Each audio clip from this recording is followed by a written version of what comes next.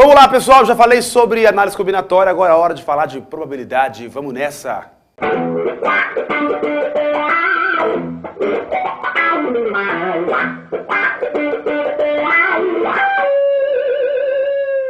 Para começo de brincadeira, essa sequência é importante. Primeiro análise combinatória, depois probabilidade. Bom, essa palavra, probabilidade, faz parte da nossa vida, a gente usa no dia a dia, a gente entende o significado que ela tem, eu preciso entender alguns conceitos matemáticos associados a essa palavrinha misteriosa. Para começar a brincadeira, atenção para isso aqui, ó. Nós temos que definir algumas coisas. Primeiro, o que é o experimento aleatório? Bom, o experimento aleatório seria aquele experimento que eu não tenho como prever o resultado. Certo? Quando você lança um dado ou lança uma moeda, por exemplo, você não sabe o que vai acontecer. Essa imprevisibilidade tem a ver com o ser aleatório. Tudo bem? Então, primeiro conceito, experimento aleatório. Eu não consigo prever o que vai acontecer. Beleza. Todo experimento aleatório tem o que nós chamamos de espaço amostral. O espaço amostral é uma coisa muito importante no experimento. Cada experimento tem seu próprio espaço amostral. O espaço amostral reúne todos os resultados possíveis para esse experimento. Por exemplo, quando eu lanço um dado, os resultados são os números de 1 a 6. Quando eu lanço uma moeda, os resultados são cara e coroa. E por aí vai. Tá legal? Normalmente se usa como símbolo para cara a letra K e para coroa a letra C, para diferenciar essas duas coisas. Belezinha? Maravilha. O que é um evento? Um evento é um subconjunto do espaço amostral. Para não ficar esse palavreado muito metido à besta, vamos pensar assim, experimento é um pedaço do que pode acontecer. Beleza? Por exemplo, ali, eu posso ter como um evento o 1, 3 e 5 na hora de lançar um dado. Certo? 1, 3 e 5 é um pedaço de tudo que é possível. Por exemplo, ali embaixo eu tenho um evento que é coroa. Existe uma chance de sair coroa, sabendo que eu tenho cara e coroa como resultados possíveis. Beleza. E aí entra em cena ela, a probabilidade. Ela é um número que reflete qual é a chance de alguma coisa acontecer. Tudo bem? Um número que reflete qual é a chance daquela coisa acontecer, em termos mais matemáticos, a probabilidade do evento acontecer. Bom, em espaços chamados equiprováveis, como são esses espaços, equiprováveis, tá? Equi igual prováveis, todos os elementos ou todos os resultados têm a mesma chance de surgir. Eu calculo a probabilidade assim. Olha lá o nosso exemplinho, ó. Gente, qual é a probabilidade de sair um número ímpar? 1, 3 e 5. Bom, eu tenho quantos números ímpares? 3. Quanto que eu tenho no total? 6. Então, aquela primeira probabilidade que está ali teria chance 3 no universo de 6. Esse é o número que representa aquela chance. Tudo bem? Olha embaixo. Qual a chance de sair coroa? A probabilidade de sair coroa é 1 no universo de 2. Então, 1 sobre 2. Até aqui tudo bem? Beleza. Assim como eu fiz com análise combinatória, eu faço aqui também. Vamos mexer com exemplos, situações se aproximando às situações de prova. Vamos lá, exemplo número 1.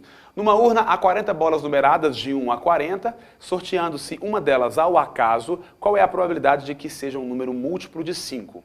Aí você pensa, tá, de 1 a 40, quais são os números múltiplos de 5? Bom, aí você teria que contar, né? Pode contar. Por enquanto, vamos na mão mesmo, bora, múltiplo de 5. Eu teria quem? O 5, o 10, o 15, o 20, o 25, o 30, o 35 e o 40. Então, dessas 40 bolas, 8 delas representam aquilo que eu quero.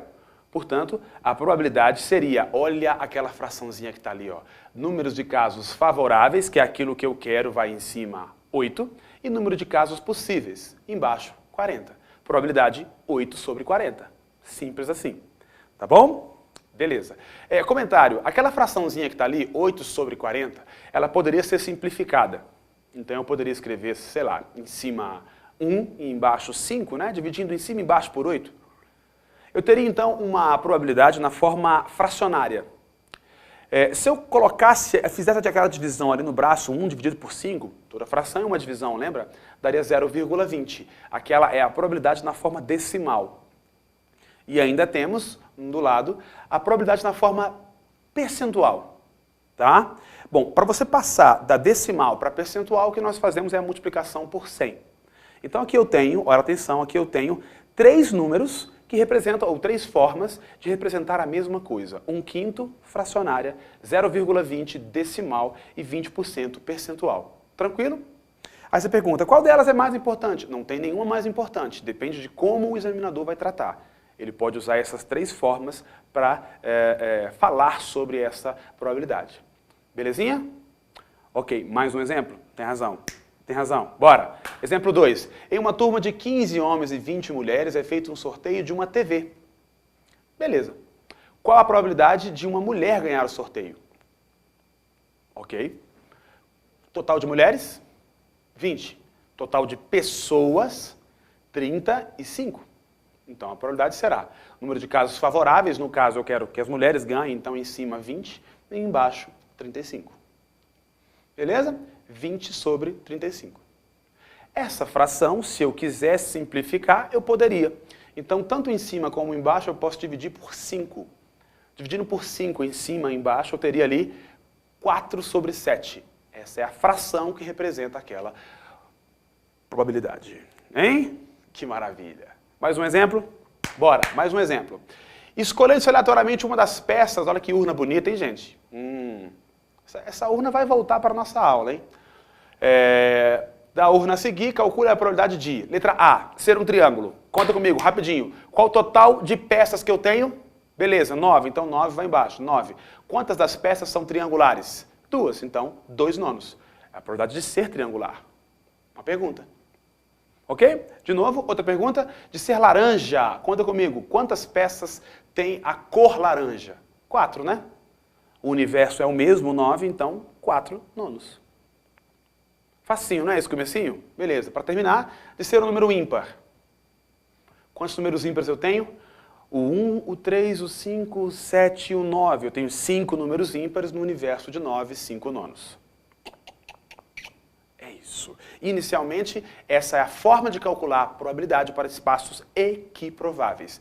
Número de casos favoráveis sobre o número de casos possíveis. Uma pergunta que deve surgir agora, que seria interessante que ela tivesse surgido na sua cabeça, é: professor, e se o espaço não for equiprovável?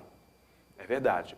Em nível de ensino médio, como a gente está estudando aqui, falar de espaços não equiprováveis é mais raro, mas acontece. Tá? Eu preciso dizer a vocês que probabilidade é um buraco muito mais profundo do que vocês imaginam. Muito mais profundo. Por exemplo, na universidade que eu fiz, na Universidade de Brasília, para você fazer uma matéria que chama cálculo de probabilidade, que já é uma probabilidade mais avançada, eu tenho que ir até cálculo 3. Olha isso, eu preciso fazer cálculo 1, cálculo 2, cálculo 3, para depois começar a mexer com isso de forma um pouco mais pesada. Mas não, relaxa para o ensino médio. Quando o espaço não é equiprovável, eu tenho outras formas de sair e tem outras formas de aparecer em prova, afinal de contas, estamos aqui no Tenho Prova Amanhã e é isso que importa para nós. Tá? Por que eu quero que você pense? Existem certas probabilidades que não é simplesmente fazer uma razãozinha entre uma coisa e outra. Imagina, o cara da meteorologia vai dizer qual é a probabilidade de chover. O que eu faço? O número de nuvens cinzentas dividido pelo número de nuvens que tem no céu? Não é isso. Então, qual é a teoria que está associada a questões mais gerais em probabilidade? Essa aqui, ó. Olha para mim essa figura. Eu vou deixar ela todinha pronta, eu quero que você observe comigo o que está ali.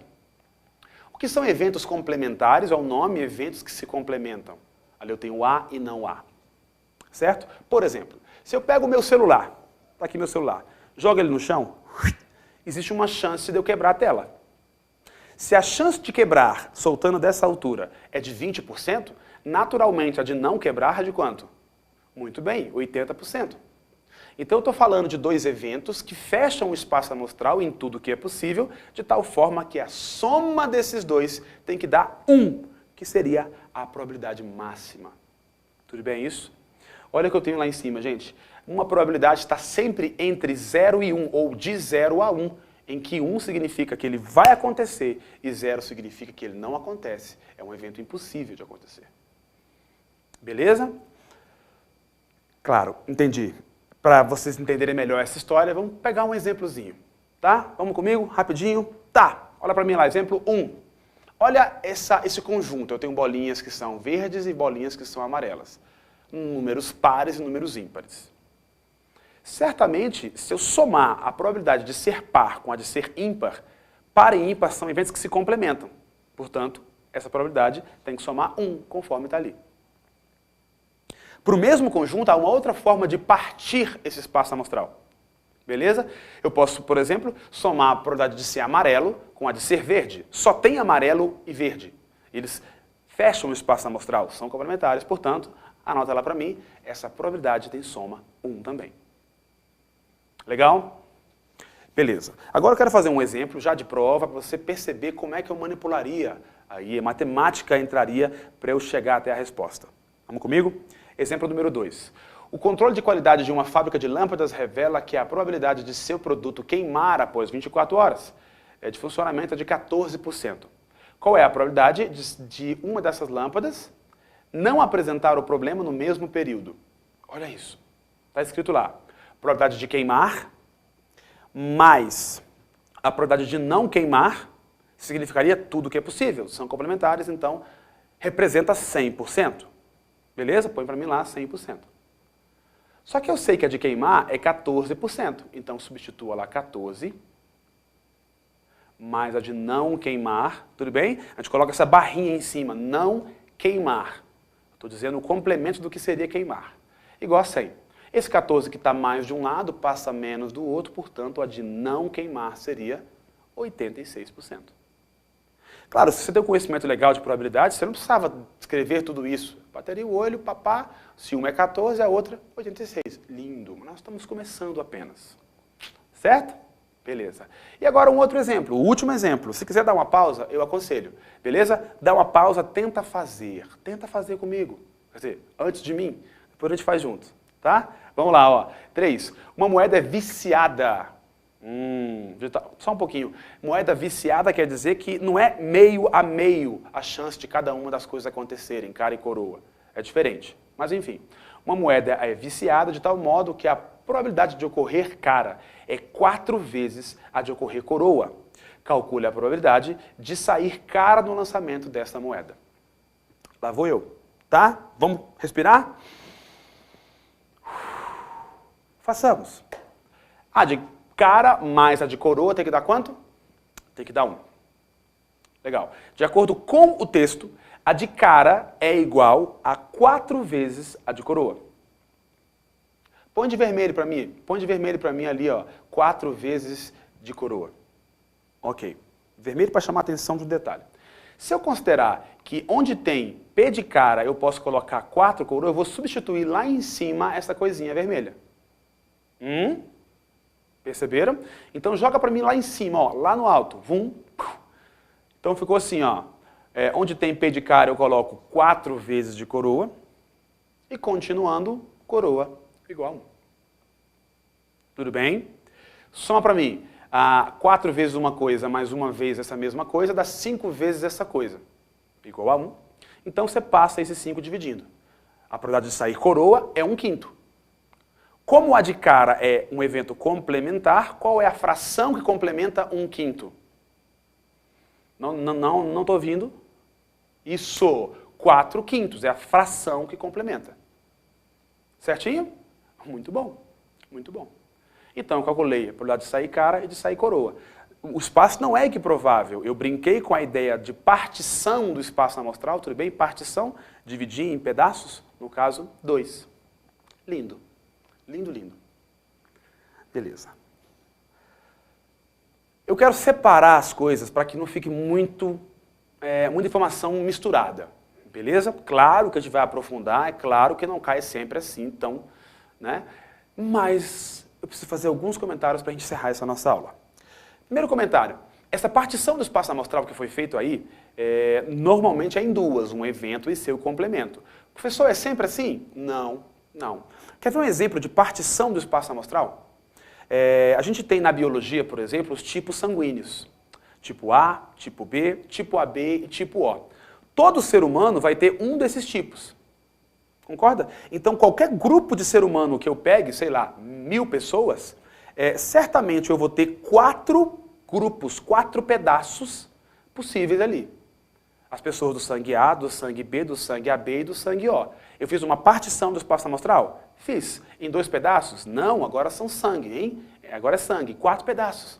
Então eu poderia dividir em 4. Certamente a soma, atenção, a soma das probabilidades do sangue A, mais do sangue B, mais do sangue AB, mais do sangue O tem que dar tudo o que é possível. 1 ou 100%. Tudo bem? Olha aqui para mim. Desafio vocês, hein? Desafio vocês a pegar a listinha ali agora, tá? E fazer as questões, todas, de 1 até 5. Beleza? As questões são escolhidas especialmente para que você vença essa parte do assunto. Caso você não consiga resolver algumas, ou mesmo que você consiga, vá lá assistir a resolução. Vamos juntinho arrumar essa casa e fazer um check nesse assunto para dizer que nós matamos a primeira aula de probabilidade? Combinado então? Temos um encontro. Grande abraço e até a próxima aula.